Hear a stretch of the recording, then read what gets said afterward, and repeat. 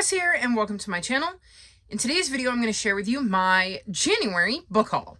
So these are all of the books that I have hauled in January. I have a pretty decent stack because I've gone a little overboard at the start of the year. So let's dive in and I'll let you know what I've purchased so far.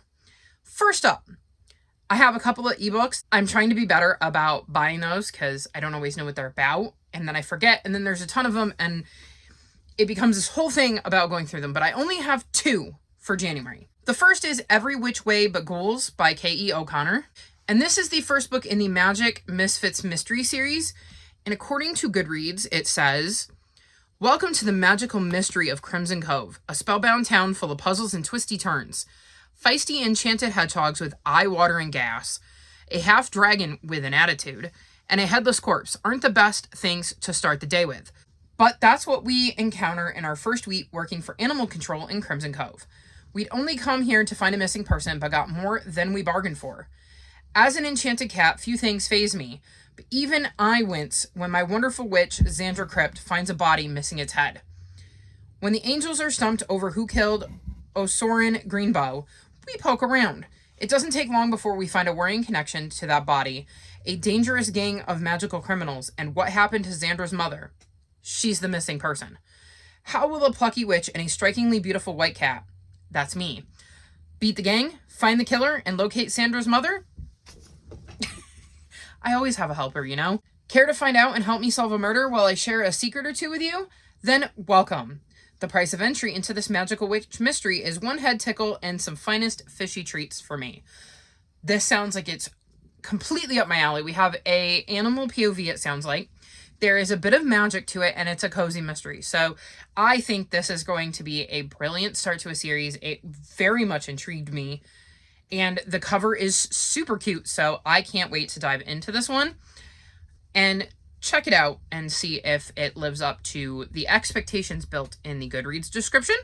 The only other ebook I got is The Ghost of Christmas Granny, which is the latest, I think, mini novella in the Granny Apples mystery series. This series follows Emma, who has the ability to see and hear ghosts. And in the first book, her numerous great-grandma contacts her to clear her name because she was accused of murdering her husband. She's affectionately known as Granny Apples, and we get to see Emma use her abilities to solve mysteries. I really, really love this series, and when I saw that there was a new addition to it, I absolutely had to grab it. So that is all for my ebooks. Like I said, I tried to keep it down. So let's dive into the physical stuff. First, I've got Destroy the Day. This is the third and final book in the Defy the Night trilogy. This was a pre-order. It is signed.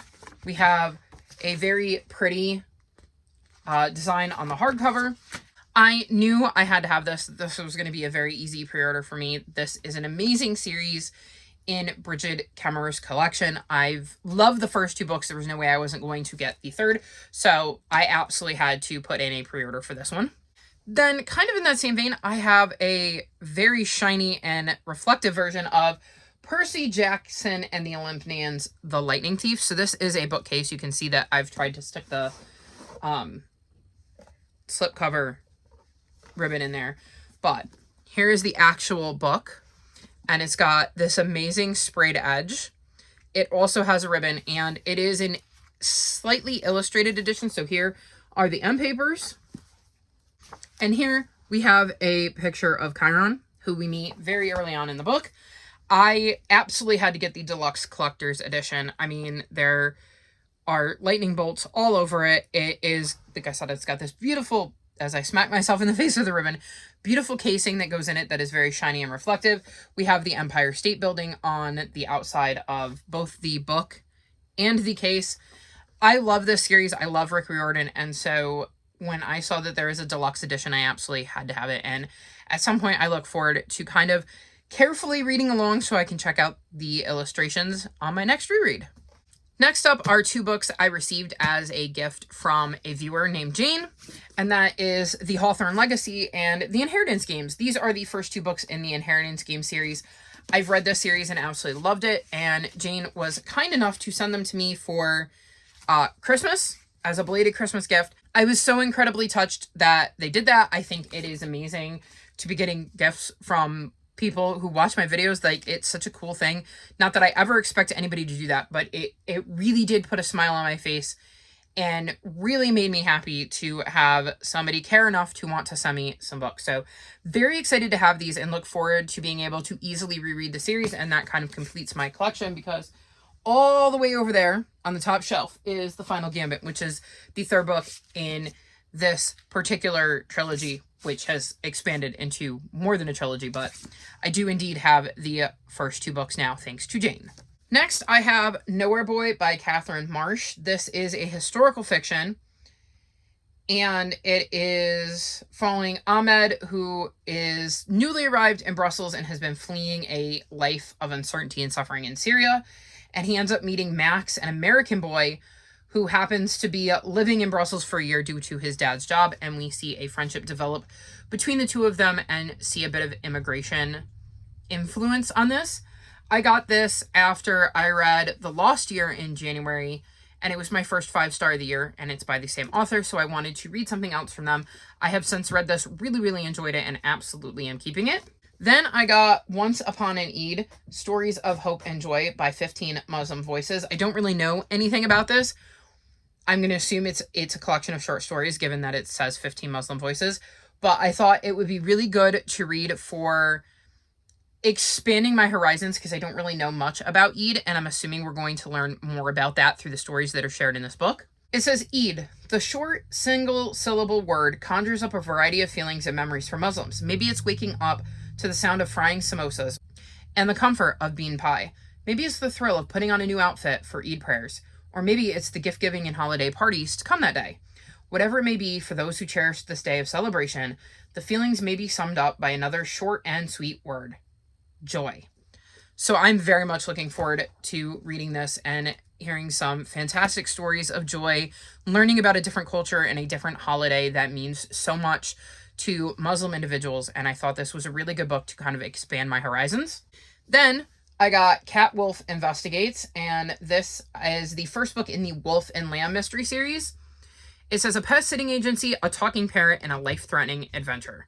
So this has a lot of the things that I really like. I like mysteries. I like having animal companions. I don't think there's an animal POV, but it sounds like with the fact that we're going to be having a talking parrot, there will be at least a talking animal in this one. Apparently, she's taking care of a bird, and the owner vanishes, and she ends up looking into it. So this seems like it's going to be a fun little middle grade mystery start of a series, and I'm very curious to see if I enjoy it. Then I got The Total Eclipse of Nestor Lopez, and this is a magical middle grade debut novel about a Cuban boy who must save the inhabitants of his town from a sinister magical presence threatening them all. So that sounds very interesting. It sounds like it's going to be pretty magical. I also like that it has some diversity. I've been trying to be more cognizant when I'm looking at books to find books from different points of view, different backgrounds, that have all sorts of different rep in them. And this obviously has a Cuban American boy, so we're getting some Cuban flavor probably in this one, which I think should be really cool. I don't know if it's going to have like mythology or anything like that, but it sounded really interesting, and it's an award winner. So definitely looking forward to that. And this could work really well for like colorful cover if I pull that prompt for my TBR game. Then I got CC Rios and the King of Fears. This is it the second book or the third book? I think it's the second book in the CC Rios series. I really enjoyed one and wanted to continue on with the series, and I have the Owl Crate edition of the first book, so it's a hardcover. So when I saw that I could get the hardcover, I decided to snag it.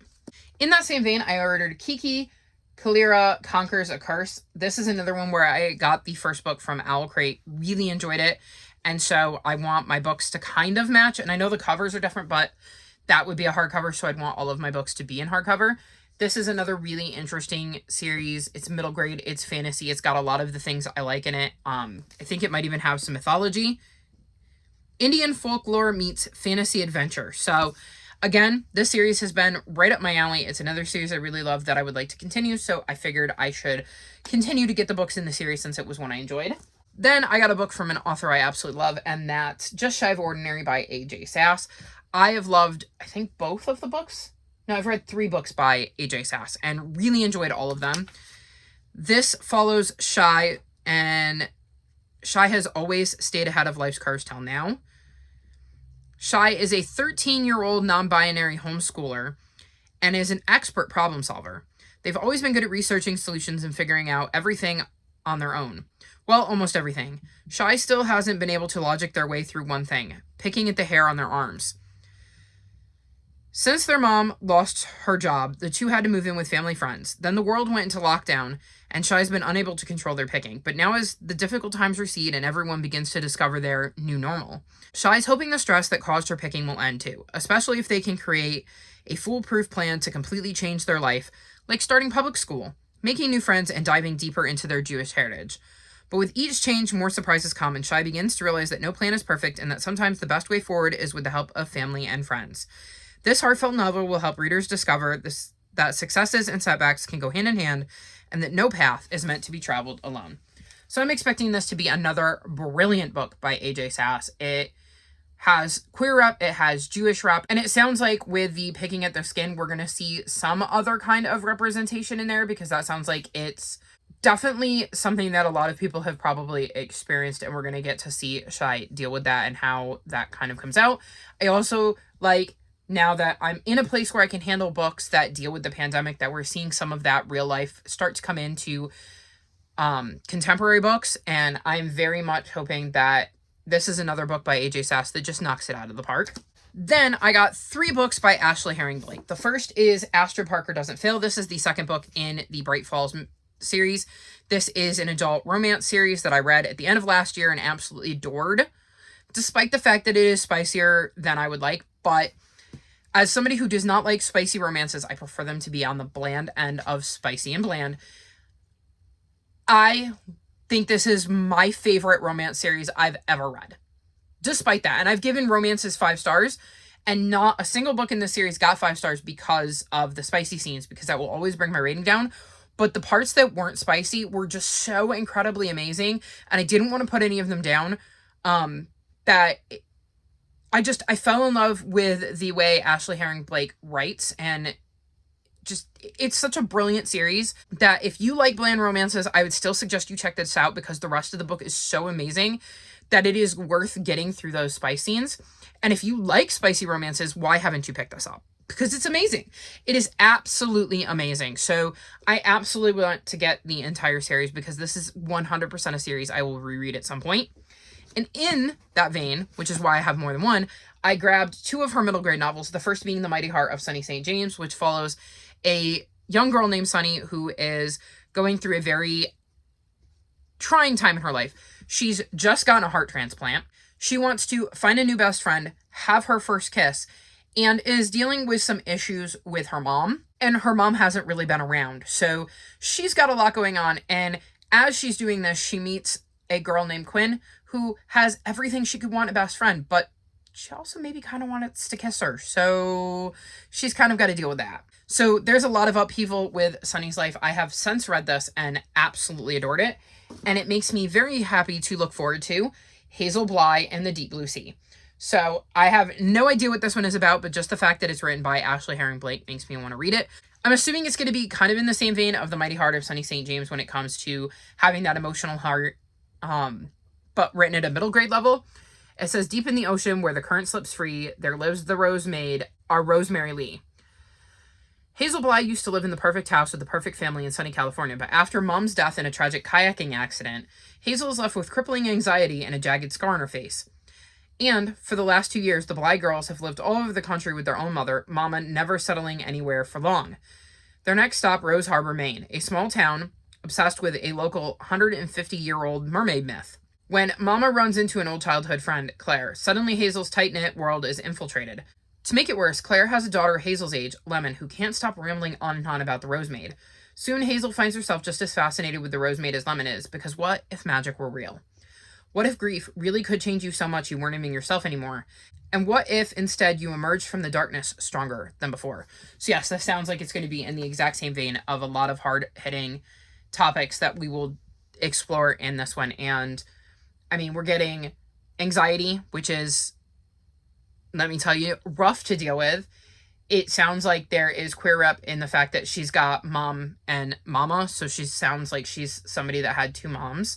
So there's queer rep in this one, even if her mom has died.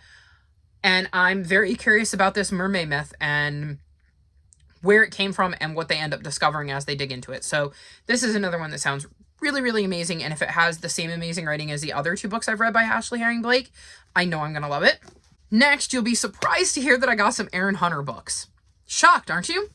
First is Blood on the Plains. This is the third and final book in the Curse of the Sandtongue arc in the Braveland series.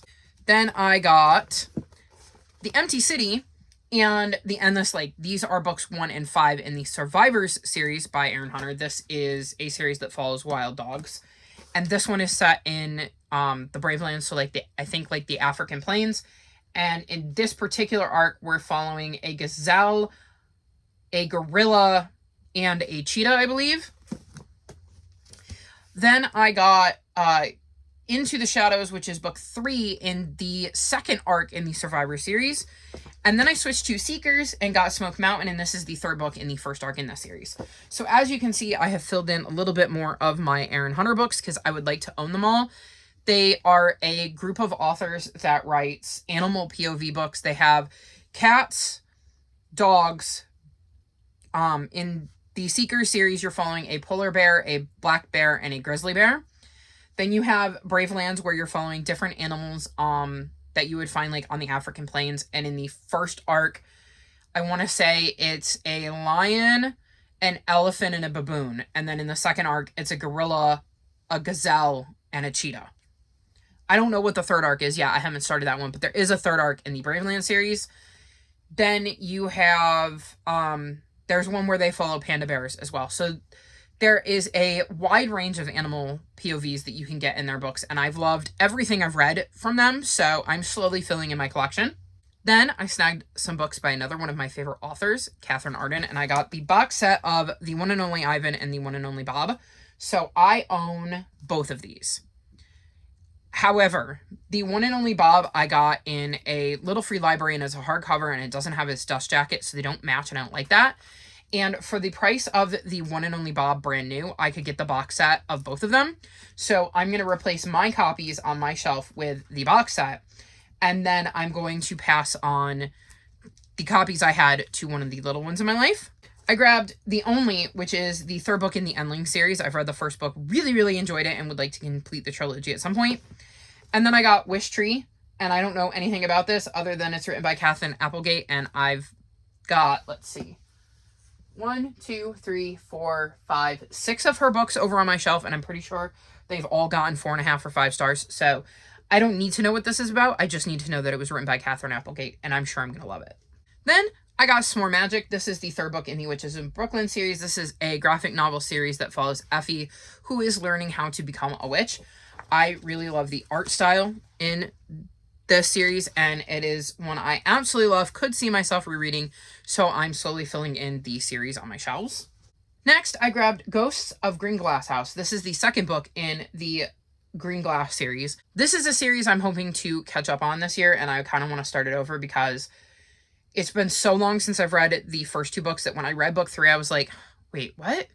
And was trying to connect it back, so I decided when I put this on my series to continue, my 5 series that I wanted to continue, finish, or catch up on in 2024, that I was going to start it over. So I'm slowly filling in my series for this so that I can just physically read them and own them all, because I really, really enjoyed it. They're like a mystery-ish series, and it's middle grade, and I really loved the first 3 books. So very excited to be able to dive back into this series and have a copy for myself for when I do. Then I got The Vanderbeekers to the Rescue, which I believe is the third book in the Vanderbeeker series. This is a middle grade contemporary series that follows the Vanderbeeker children as they kind of get into all sorts of antics. Usually there is something they're working on and everything goes wrong and they have to try to figure out how to fix the mess they've created. I really, really love this series, and it's another one that I've been slowly filling into my shelves over there. You can't see it because it's just off camera. I have, I believe, 1, 2, 4, and 5, so now I have 3, so I just need to pick up 6 and 7 at some point. And I believe I have 7 pre-order because the paperback isn't out yet. So you'll probably see that in a feature haul. And then because I've enjoyed Karina Jan Glazer's book so much, I got A Duet for Home, which is obviously also by the same author. I don't really know anything about this. It says, at first June can't believe it. Their new home is a homeless shelter? When she's told she can't bring her cherished Viola inside, she's convinced the worst luck in the world landed her at Huey House. But Tyrell has lived at Huey House for 3 years, and he knows all the good things about it. Friendships, hot meals, and the music from next door drifting through the windows. With his help, June begins to see things differently. Just as she's starting to understand how Huey House can be a home, a new government policy threatens all the residents. Can June and Tyrell work together to find a way to save Huey House as they know it? So if this has some of the same heart and humor that the Vandebekers do, I'm absolutely going to love this. So I'm quite looking forward to checking out a different kind of story from Karina Jan Glazer. Then I filled in some of another favorite series, and that would be Mislaid in Parts Half Known and Lost in the Moment and Found. This is the most recent book. This is book 9, and I think this is the one before it, so book 8 in the Wayward Children series. This is a series that follows children who find doors that lead them to worlds that tend to call out to them and maybe suit them better than the world they live in, our world. And we see some books that are set in our world and some books that are set in other worlds. I absolutely adore this series. It is a very popular YA portal fantasy series. I think the series is just so cool, and I love the idea of being able to go through doors and find a world that maybe suits you better. And it's also just fun seeing people who have nothing in common besides the fact that they've gone through doors, because we meet characters throughout the series whose worlds could not be more different if they possibly tried. But when they end up back in our world, because they're no longer in the world where they traveled to, they may not have anything in common but the fact that they went to their world. And you see the bond that can create between some characters that you wouldn't normally expect to get along at all, because they all understand what it's like to not be in their world anymore. So it's got a lot of really strong friendships and like found family kind of vibes. And I've just absolutely adored this series. So anytime a book comes out, I have to get it. And this year, this one was no exception. And I was able to fill in one I missed in previous years. Then I picked up The Shadows of Rookhaven. This is the second book in the Rookhaven series. This is a series that deals with a bit of monsters, and I believe it's got a slight historical setting. I really, really enjoyed the first book, and this book was no exception. I thought it was a really good sequel. I really like the vibes of the series, and again, you have some found family aspects, which I really, really love. I also think this cover is really, really pretty with all the shades of purple, so it was absolutely one I wanted to have for my shelves, because it is something I could see myself rereading around spooky season. Then I got A Sky Full of Stars by Linda Williams Jackson, and this is the second book in a series, but the way it was listed on Book Outlet made it seem like the first, so I'm not really going to tell you anything about this, but I believe it is a historical fiction. Yeah, it says set in 1955, so this is a historical fiction middle grade, and at some point, I obviously need to read book 1 before I can read this one, so I don't really want to read into it, but I know that it sounded interesting, but the way it was listed made it sound like it was book 1, so I snagged it, and, well, at some point, I'm going to have to get book 1, aren't I? Then I got Amira and Hamza, The War to Save the World, and this is one I have had my eye on for a very long time. It says, on the day of a rare super blue moon eclipse, 12-year-old Amira and her little brother Hamza can't stop their bickering while attending an exhibit on medieval Islamic astronomy. When a bored Hamza wanders off, stumbling across the memorizing and forbidden Box of the Moon, Amira can only watch in horror as the defunct box springs to life, setting off a series of events that could shatter their world. Literally. Suddenly, day turns to night, everyone around Amira and Hamza falls under a sleeping spell, and a chunk of the moon breaks off, hurtling toward them at lightning speed, as they come face to face with 2 otherworldly creatures, Jinn. The Jinn reveal that the siblings have a role to play in an ancient prophecy. Together, they must journey to the mystical land of Quoth, battle a great evil, and end a civil war to prevent the moon, the stopper between realms, from breaking apart and unleashing terrifying Jinn, devs, and ghouls onto Earth. Or they might have to say goodbye to their parents and life as they know it forever. So I am very, very curious about this one. It has sounded really, really good. Like I said, it's one I've had my eye on for a while, so I'm glad that I finally have a copy that will hopefully motivate me to read it sooner rather than later. Then I got a couple of middle grade nonfiction about dinosaurs. The first is The Age of the Dinosaurs, The Rise and Fall of the World's Most Remarkable Animal by Steve Brusotti. This is the middle grade version of The Rise and the Fall of the Dinosaurs, I believe. which I read by Stephen Brusatti last year. And I just thought it would be cool to pick up the middle grade and kind of read it and see how it compares to the adult version. And also probably pass it on to one of the little ones in my life, because my nephew Ducky really loves learning about things. So I thought this might be a good shout for when he gets to the point where he can handle a little bit more of a dense middle grade fiction. And in that same vein, I also grabbed What Was the Age of the Dinosaurs, which is a Who HQ book about the dinosaurs. So this one I would probably give to Ducky when he was a little bit younger, because there's more pictures and it's probably not as dense. But I thought starting him with this one and then eventually working my way up to being able to give him this one would be really, really cool, so that he can learn some more about dinosaurs. Because like I said, Ducky really loves to learn. So I thought these would be two very interesting books to read and see if I learn anything new about dinosaurs. We're almost there, I promise. Then I grabbed The Wishmakers and The Wishbreaker. These are the first two books, I believe, in I think it's called the Wishmaker series. It says, a genie that can grant all your wishes. It's a dream come true, especially for a foster kid like Ace. Want to fly? No problem. Want to be rich? Ask and you shall receive. But there are a few catches, which he's about to learn the hard way.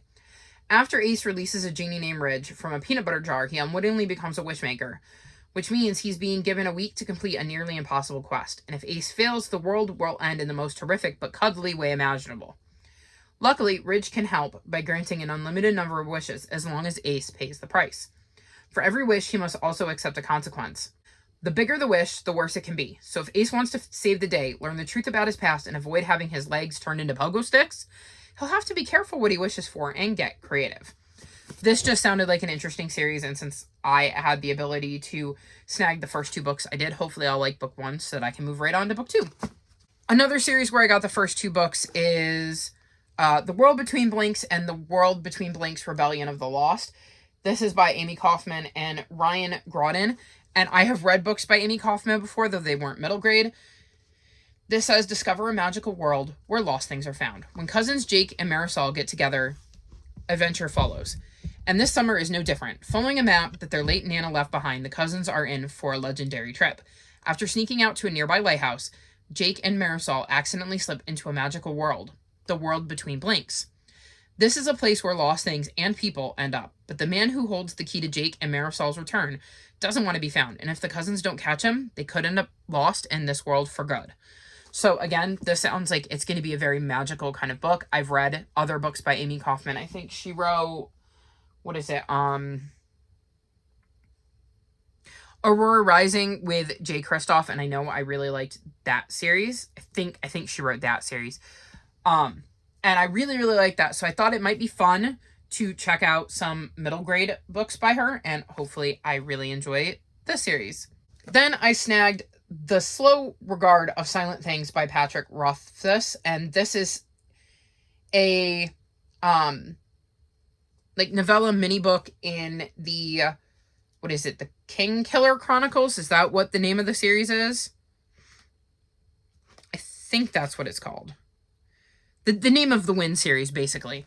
I don't know exactly where this fits in, and at some point I do want to reread The Name of the Wind and its sequel, because I really, really enjoyed that series, even though we're still sitting here going, are we ever going to get book 3? But I figured since I saw that I could get my hands on a copy of this, that I would, because I've really enjoyed the first two books. So anything this author wants to give me in this world is something I'm going to want to read. Then I grabbed Katie the Cat Sitter, Best Friends for Never. This is the third book in the Katie the Cat Sitter series, and this follows Katie, who ends up becoming a cat sitter for her upstairs neighbor, who has 217 very unique and special cats. And this world has like superhero and supervillains, and she begins to suspect that the owner of this cat's the neighbor who she's cat sitting for is possibly the supervillain, the Moustress. So we get to see the hilarity ensue. I really, really enjoy this series. I really enjoy all of the crazy kitties that we meet throughout the series. I've read all of the books that are out, as far as I know. I've definitely read this one, and I really enjoyed it. I have the first book in the series, so it's another series that I'm trying to fill in, because I know it's one I really, really love and will likely reread at some point. And then the last and final book that I hauled in January, I told you I went a bit overboard. The School Between Winter and Fairyland by Heather Fawcett. This is an author I've read some stuff from before, which is why I snagged it. It says, 12-year Autumn Malog is a servant at the enchanting Inglenook School, where young magicians study to become the king's future monster hunters. Along with her gran and too many older brothers, she works as a beast keeper, tending to Inglenook's menagerie of terrifying monsters. But when she isn't mucking out the wyvern stalls or coaxing the resident Bogart to behave, Autumn searches for clues about her twin brother's mysterious disappearance.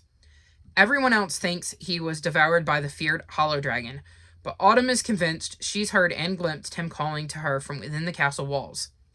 But who will believe a lowly servant? So when Kai Morrigan, the Chosen One, prophesied to one day destroy the hollow dragon, comes to her for help, Autumn agrees on one condition. Together they'll search for her brother and uncover the dark truth at the heart of Inglenook School, once and for all. So I'm hoping that I enjoy this as much as Ember and the Ice Dragons, which was the other book I read by this author. So it sounds intriguing. We've got magical school, a Chosen One trope, and a menagerie of monsters. What more could you ask for in a book? I know I said that was the last book, but I just saw 3 more. Oops. First, Castronauts, Mission Moon. This is a, I would say, sci-fi graphic novel that features some cats. It says, desperate for a solution to worldwide blackouts, the world's best scientist calls in the only cats brave enough for a last-second trip back to the moon to set up a hyper-advanced power plant. The Castronauts are needed. Obviously, I grabbed this because, cats. And I'm trying to find more graphic novel series, and this just had a lot of, buzzwords. There's cats all over this, and I liked the idea of maybe having a sci-fi twist on things. Then I got The 13th Cat by Mary Downing Hahn. This is a middle grade, I believe, thriller. It says, will curiosity kill the cat? Zoe loves spending the summer with Aunt Alice, and her aunt's new house is the perfect place to cozy up with a good book. But she's unnerved by the overgrown forest next door, which is creepy even in the daytime and full of eerie sounds at night. Worse, there are rumors in town of a dark force in those woods, and Zoe can't deny that the wild black cats who live there seem to be watching her. When she encounters a mean old woman who claims to be their owner, Zoe realizes there's more to the cats than meets the eye. But little does she know that the closer she comes to discovering their secret, the more dangers she's in. So yeah, it says a thriller right on the front, but it definitely sounds like it could have a slight horror edge to it, and that's probably as spooky as you're ever going to get with me, so we'll see how this one goes. And then the last one is also a cat book. It's a cat story by Ursula Murray Husted, and again, graphic novel. This says, Scylla and Beto are 2 friends who need a place to call home. The docks are too wet and the scraps of food too scarce. The streets are too busy and the humans too unreliable. But what about the quiet garden from the old kitten tales, a place where all cats are welcome and the humans are always kind? Could the stories be true? As Scylla and Beto embark on a grand adventure to find out, they begin to spin a new tale of their own, one that will take them through the art and stories of many journeyers who came before, and that will bring them to a surprising destination. So again, cat graphic novel. Sounds like it's going to be right up my alley. Okay, let me double check, because I have books everywhere. I think I now officially do actually have them all. That was my January haul. Like I said, I went just a little bit overboard. I had gotten Christmas money from my gram and decided to spend a bunch of it on books, as you can see. I hadn't been able to get a lot of books last year because of how tight money was. So, like I said, I kind of went a little bit overboard. But there's my haul. I filled in some series. I got some books by authors I've read some before. And hopefully I've discovered some new authors that I don't even know yet that are going to be my favorites. Is there any books that I mentioned that I haven't already read that you would like me to prioritize? Let me know in the comment section below. All of my social media is linked in the description below if you'd like to come chat with me. If you've made it this far in the video, leave me book emojis because I'm surrounded by books. Like this video and subscribe to my channel, and I'll talk to you next time. Bye!